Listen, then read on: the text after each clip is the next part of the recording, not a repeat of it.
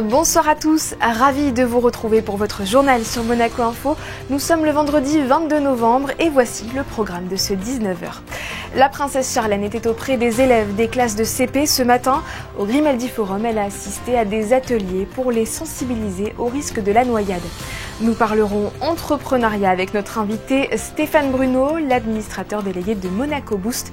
La pépinière d'entreprise a ouvert ses portes au public ces 2 derniers jours. Amateurs de bijoux, nous partirons ensuite pour un voyage exceptionnel entre trésors vintage et créations contemporaines à l'occasion du lancement du salon international Joya. Enfin, comment bien ranger ses aliments dans son frigo et éviter ainsi le gaspillage? Pour répondre à cette question pratique, une de nos équipes est partie à la rencontre de l'association Ecopolis qui intervient dans le cadre de la Semaine européenne de réduction des déchets. Comment repérer quelqu'un en détresse dans l'eau ou porter correctement un gilet de sauvetage? Voilà à quoi a servi, entre autres, la matinée de sensibilisation auprès des élèves de primaire de la Principauté qui ont pu rencontrer lors de cette formation la princesse Charlène. Vous le savez, sa fondation a fait de la prévention contre la noyade son cheval de bataille. Un reportage de Fabien Bonilla et Lionel Bernardi. Ils étaient 310 enfants au total. Tous les élèves des classes de CP de la Principauté se sont retrouvés au Grimaldi Forum pour une grande opération prévention noyade en présence de la princesse Charlène.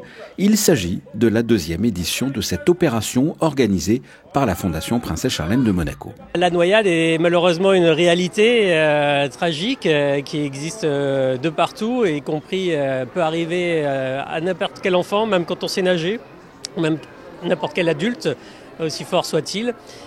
Et donc, si on peut leur apprendre dès le plus jeune âge à avoir des réflexes, ça peut être des vies qui sont sauvées. Et, donc, on les sensibilise au danger de l'eau, mais surtout aussi à comment bien se comporter dans les milieux aquatiques, autour des bassins, et surtout les gestes à faire s'ils sont soit acteurs d'un danger ou qu'ils voient, comment avertir les secours.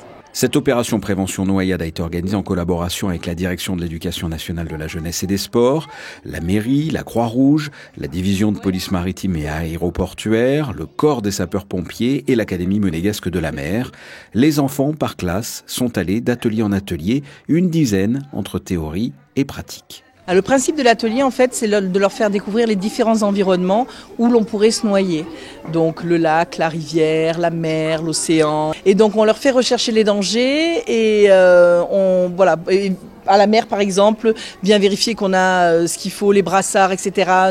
Demander à un adulte de nous regarder quand on va à l'eau et leur faire comprendre qu'on peut se noyer surtout dans très peu d'eau, même dans sa baignoire.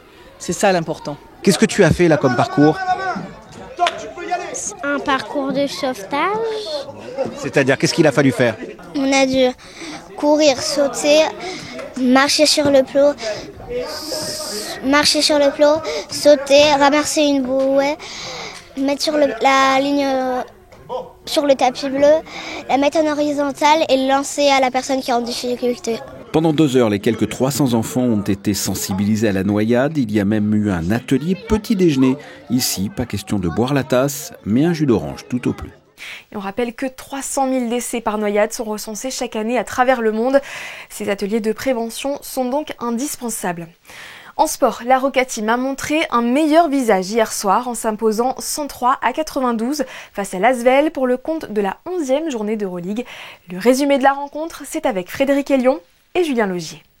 La Roca Team se devait de réagir et de montrer un autre visage pour le public déçu par la prestation face au Mans, pour le coach Sacha Obradovic, débarqué lundi et qui a beaucoup apporté à l'équipe et aux joueurs ces dernières années, et enfin pour la confiance essentielle dans le sport de haut niveau. Mission accomplie par des Monégasques malmenés dans le premier quart-temps par le talent de Théo Malédon, 24,8 passes, par l'adresse d'Emba Ndiaye, 18 points à 4 sur 5 longues distances, et par l'impact de Geoffrey Lauvergne proche du cercle. L'Asvel va compter jusqu'à 11 points d'avance en première mi-temps avant qu'Eli Okobo ne débute son festival. Monaco est à -2 à la mi-temps et va faire exploser l'Asvel dans le 3e quart-temps. 37 points inscrits, une défense de fer, du jeu rapide et un Okobo en mode Okobos, 27 points, 6 passes, 3 interceptions, 36 d'évaluation au final. Villeurbanne perd trop de ballons, 20 au total, et Monaco prend feu. Plus 18 à 4 minutes du buzzer, plus 11 au final. 103 à 92, voilà une victoire qui fait du bien. Ouais, une victoire collective, on a vu un esprit d'équipe. Je pense qu'on a fait plus de passes décisives que d'habitude. On a joué dur défensivement.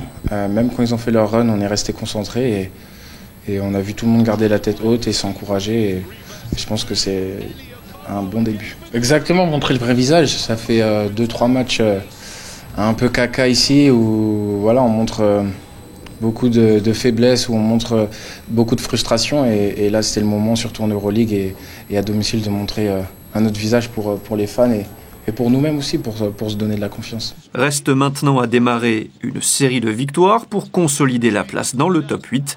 Prochaine échéance européenne, vendredi prochain, sur le parquet du Panathinaïkos.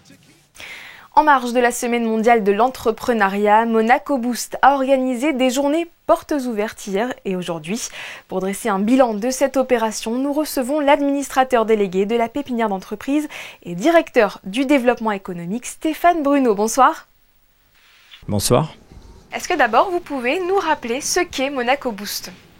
Alors Monaco Boost est une société 100% d'État. Donc c'est la pépinière d'entreprise qui est destinée aux entrepreneurs monégasques ou conjoints. Elle a pour vocation d'accompagner nos jeunes entrepreneurs et de stimuler l'esprit entrepreneurial en principauté. Quelles sont alors les grandes différences entre une pépinière d'entreprise, ce qu'est Monaco Boost, et un incubateur comme Monaco Tech ? Alors, c'est une très bonne question. Il y a une grande différence que Monaco Tech est dédié à l'innovation avec des secteurs tels que la fintech, la biotech, la medtech, avec des entreprises où il y a un degré de technicité et d'innovation très important. Alors que Monaco Boost, c'est une pépinière qui est consacrée à des entreprises, tous secteurs d'activité. Il n'y a pas forcément beaucoup d'innovation, mais c'est des secteurs variés tels que l'événementiel, le marketing digital, l'architecture, on a des marques de bière, des sociétés de conseil, de l'informatique. En tout, combien d'entreprises hébergez-vous ? À ce jour, on a 52 entités qui sont hébergées au sein du Monaco Boost. Et quelles sont les conditions pour bénéficier de votre aide ? Alors les conditions, il faut être soit monégasque, soit conjoint. Il faut que l'entreprise soit en cours de création ou qu'elle soit immatriculée depuis moins de 5 ans. Et puis ensuite, le dossier est étudié par une commission à laquelle siège le département des finances, ma direction et le Conseil national, pour étudier aussi l'intérêt pour la principauté et la pérennité du projet qui est présenté. Vous avez reçu du public lors de ces 2 jours de portes ouvertes. Quel en était l'objectif ? Alors l'objectif déjà, ça s'inscrivait dans la Semaine mondiale de l'entrepreneuriat. Et l'idée, c'était d'ouvrir nos portes et de démontrer l'infrastructure que propose le gouvernement pour l'entrepreneuriat local. Et puis on a, dans ce cadre-là, ça s'est déroulé sur 2 jours avec une première journée consacrée à des étudiants de divers cursus. On a reçu des lycéens, il y avait des étudiants de l'IUM. Il y avait la commission d'insertion des diplômés que je tiens à remercier qui était présente aussi. Et puis aujourd'hui, c'est plus orienté professionnel et entrepreneurs en devenir ou les personnes qui ont un souhait de créer une activité en principauté. Parce qu'il y a eu des ateliers de présentation, notamment par le Monaco Business Office, le Monaco Economic Board et la Jeune Chambre économique notamment. Donc il y a eu des ateliers, des visites des lieux aussi, des échanges avec les entrepreneurs de la pépinière ? Tout à fait, il y a eu quelques échanges, parce qu'en fin de matinée, on avait 4 entreprises qui ont été sélectionnées, qui ont pitché pendant quelques minutes pour présenter un petit peu leur activité et mettre en avant les atouts de la pépinière. Et quel est aujourd'hui le premier frein à l'entrepreneuriat ? Est-ce que si vous avez un conseil pour celles et ceux qui n'osent pas passer le cap ? Le premier frein peut-être, ça peut être une peur de manque de moyens ou une peur de ne pas réussir, mais j'ai envie de dire l'échec fait partie de la réussite. En tout cas, nous, on est là pour les accompagner et les conseiller dans leur démarche et essayer de lever tous ces freins pour stimuler leur esprit entrepreneurial. Et un petit conseil pour terminer ? Un petit conseil, moi j'invite tous les jeunes monégasques ou les conjoints qui sont en principauté à venir nous rencontrer, à venir rencontrer mes équipes, dont je tiens à saluer le travail et la disponibilité. Et on est ouvert à toutes les questions pour essayer de développer cet esprit entrepreneurial et les accompagner dans leurs projets. Eh bien, merci beaucoup Stéphane Bruno pour vos réponses. Merci à vous. Justement, nous venons de l'évoquer, Monaco Tech organisait hier son Demo Day, une conférence au cours de laquelle les nouvelles startups de l'incubateur présentent leurs projets devant les autres entrepreneurs et participent à une session de questions-réponses avec eux dans un esprit convivial, comme vous allez le voir dans ce reportage de Gaëtan Lebrun et Alexandra Marangoni. L'incubateur de start-up Monaco Tech a organisé hier son traditionnel Demo Day, un programme qui permet aux start-up émergentes de présenter durant 7 minutes leur innovation devant un groupe d'auto-entrepreneurs et de businessmen, avant une session de 7 minutes de questions-réponses permettant aux créateurs de start-up de corriger une éventuelle faille décelée dans leur business model et assurer le meilleur départ possible à leur entreprise. Alors le Demo Day, c'est un événement qui nous permet de présenter nos startups, les dernières startups ayant rejoint le programme Monaco Tech, de les présenter à notre écosystème proche, composé d'entreprises, de partenaires, d'acteurs de l'écosystème local, avec qui elles pourront nouer des premiers contacts par le biais de cet événement. Et donc voilà, ça facilite un peu leur démarrage dans l'écosystème local. Pour cette nouvelle édition du Demo Day, Monaco Tech a présenté 4 nouvelles startups enregistrées à Monaco, dont Skill et Abilis, 2 projets innovateurs qui rentrent parfaitement dans le cadre du développement durable à travers un processus de réduction des déchets et d'anti-gaspillage. Notre projet porte sur la valorisation des déchets de la production agricole. Ce qu'on fait, c'est qu'on transforme la matière qu'on considère des déchets en ingrédients pour la cosmétique et l'industrie alimentaire. Aujourd'hui, on fait le Demo Day et donc on présente le projet à toute la communauté monégasque en général. Disons, on a des invités qui viennent écouter notre présentation et on espère que ça sera bien évalué. Skill, c'est une société récemment enregistrée à Monaco avec le projet de développer une plateforme à destination des établissements de santé et notamment des résidences pour seniors visant à mesurer la prise alimentaire, donc ce que les gens sont en capacité de manger sur ce qui leur est servi sur la base d'une intelligence artificielle qui va analyser les photographies qui sont prises des repas, des assiettes avant et après la consommation par les résidents. Et un double objectif, c'est de faire du suivi nutritionnel, donc de faire de la prévention sur la dénutrition qui touche plus de 35% des personnes âgées hospitalisées et en même temps d'avoir une vision très précise sur la performance alimentaire de la restauration et de lutter contre les gaspillages qui représentent jusqu'à 40% de gaspillage de ce qui a été servi en termes de nourriture. Dans le même thème, le ministre d'État a reçu aujourd'hui, dans le cadre de sa prise de fonction, les représentants du Conseil économique, social et environnemental de la Principauté, devant la présidente Caroline Rouguignon-Vernin et ses 2 vice-présidents, Michel Gramaglia et Christine Giolitti. Didier Guillaume a souligné l'esprit de dialogue qui anime cette assemblée et a félicité la participation active des membres dont les avis et propositions nourrissent les réflexions du gouvernement. Hier, le ministre d'État s'était entretenu avec le président en exercice de la Jeune Chambre économique de Monaco, Clément Maréchal, accompagné de la vice-présidente attractivité Anna Derien, qui va lui succéder en 2025. Didier Guillaume a découvert les actions mises en place par l'association au sein de la Jeune Chambre internationale, notamment pour promouvoir l'économie monégasque et former les jeunes entrepreneurs. Tout autre chose à présent, le Monte Carlo One s'est transformé en véritable galerie d'art. Une quinzaine d'exposants joailliers venus du monde entier ont investi le centre de conférence situé dans le Carré d'Or pour la première édition du Salon Joya lancé hier. Visite guidée avec Gaëtan Lebrun et Lionel Bernardi. Un projet créé par 2 amies d'enfance, Delphine Pastor et Vanessa Margowski, dans le but de renouer la joaillerie à l'art. Le Salon Joya a ouvert ses portes ce vendredi dans la galerie du Monte Carlo One. Cette première édition regroupe une quinzaine de joailliers venus exposer leurs bijoux ici en Principauté le temps d'un week-end consacré à la bijouterie et ses secrets. Joya est un salon qui est exclusivement dédié à la joaillerie, qui sort des codes conventionnels des salons, car nous avions envie d'apporter une dimension culturelle à l'événement. Alors Vanessa et moi, c'est une longue histoire puisqu'on se connaît depuis toujours, si j'ose dire, puisque nous sommes des amis d'enfance. Nous avons toutes les 2 grandi à Monaco et puis nous avons collaboré pendant de nombreuses années, plus de 15 ans, au sein de la galerie 11 Columbia, qui était une galerie 11 avenue Princesse Grace, où nous invitions des galeries d'art contemporain et de design à venir exposer dans notre galerie. Et donc nous avons monté de nombreuses expositions et avons accompagné beaucoup de collectionneurs pour monter des collections d'art contemporain et de design. Donc, le bijou est venu en continuité avec cette galerie. Pour sa première édition ici à Monaco, le Salon Joya a su collaborer avec de nombreux organismes locaux afin de s'assurer le succès de l'exposition, dont le musée d'anthropologie et de la préhistoire, nouveau partenaire de l'événement qui a fourni au salon différents trésors et bijoux préhistoriques afin de montrer ce que l'art, l'histoire et la joaillerie ont en commun.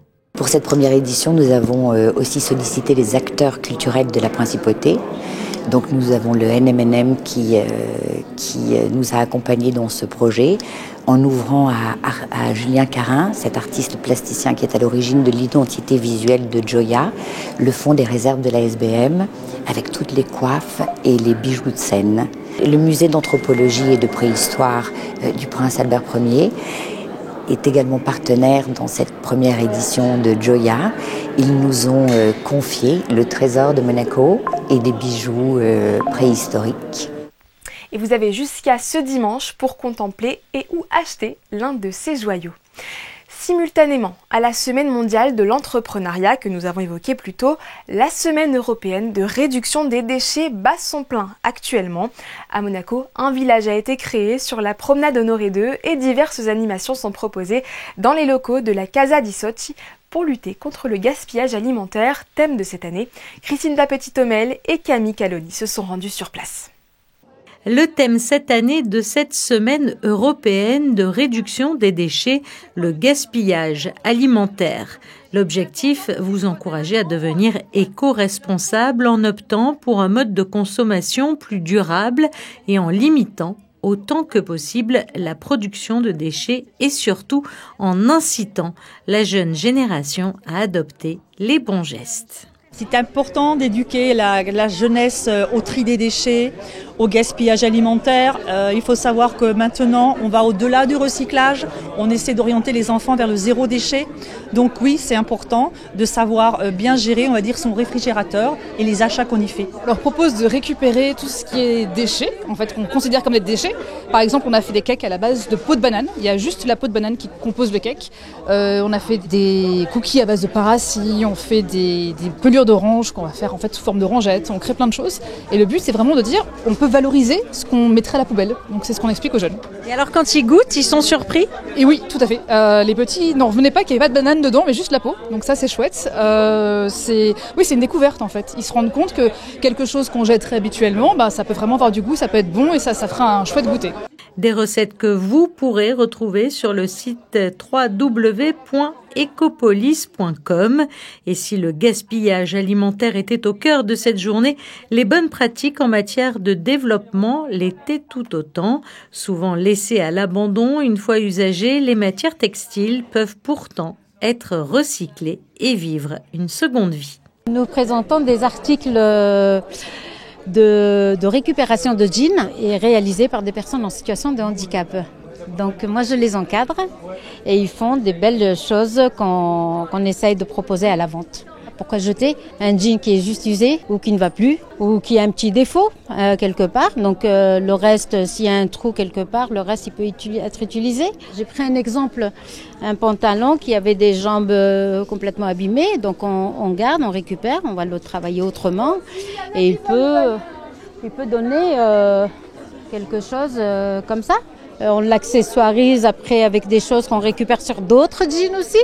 Donc rien ne se perd. Des créations que vous pourrez retrouver sur l'Instagram de l'association L'Atelier des Hirondelles. Et puis sinon, sachez que parallèlement à cet événement, la direction de l'environnement organise une collecte de sous-vêtements et une collecte de lunettes. Les dons seront à déposer, comme les années précédentes, dans les collecteurs installés à l'extérieur du centre commercial de Fontvieille. À quelques semaines de Noël et alors que les rayons de nos supermarchés se remplissent de chocolats en tout genre, une conférence a réuni de fins gourmets autour de cet aliment addictif, un sujet de Christine Petit-Homel et Julien Logier. Le chocolat est une denrée de consommation qui a une histoire très très longue. On parle de la mise au point du chocolat dès le 3e millénaire avant Jésus-Christ, même si le cacao a été découvert par l'Occident lors de la conquête espagnole du Nouveau Monde au XVIe siècle. Elle n'est arrivée en Europe occidentale qu'au tout début du XVIIe siècle, c'est-à-dire presque un siècle plus tard, et ce n'est véritablement qu'au XIXe siècle qu'un certain nombre d'avancées techniques ont permis de produire davantage d'objets, ou plutôt de produits résultant du chocolat, d'une simple boisson, ce qu'elle avait été jusqu'alors. On avait maintenant des tablettes, et puis quelque temps après, des bonbons de chocolat. Et là, bien évidemment, c'est tout un imaginaire qui s'est formé et qui est aujourd'hui, je dirais, une partie intégrante de la culture occidentale. Dès le départ, on s'est très vite rendu compte que le chocolat avait des vertus euphorisantes grâce au théobromine, un composé naturel présent dans le cacao. Une recherche hédoniste donc de plaisir gourmand, à condition tout de même de consommer le chocolat avec un peu de modération, le sucre étant lui aussi de la partie. Ce rendez-vous chocolaté était organisé par l'Alliance française de Monaco. Pour en savoir plus sur cette entité, je vous propose d'écouter son président, Jean-Yves Giraudon. Et nous avons une école de langue, de français langue étrangère, qui est destinée aux non-francophones. Et chaque année, nous apprenons, nous perfectionnons en français langue étrangère plusieurs centaines d'étudiants. Nous avons plusieurs professeurs rémunérés, une directrice des études, et les bénéfices de ces cours sont investis totalement dans l'organisation d'événements culturels dans le cadre de la francophonie. On reste à table, puisqu'il est l'heure de se régaler pour les amateurs d'oursins. La mairie organise sa traditionnelle oursinade au marché de la Condamine le 2 décembre prochain à partir de 18h. Pour les réservations, et elles sont obligatoires, vous avez jusqu'au 28 novembre. À noter que 2 formules seront proposées au tarif de 17 €, l'une avec des oursins bien sûr, et l'autre avec des huîtres et des crevettes. Passons à vos prévisions météo et pour cela, Christinda Petit-Homel nous a rejoint en studio. Bonsoir Christinda, quelle est la tendance pour ce début de week-end ? Bonsoir Sarah, bonsoir à tous. Eh bien demain, enfin le soleil sera de retour.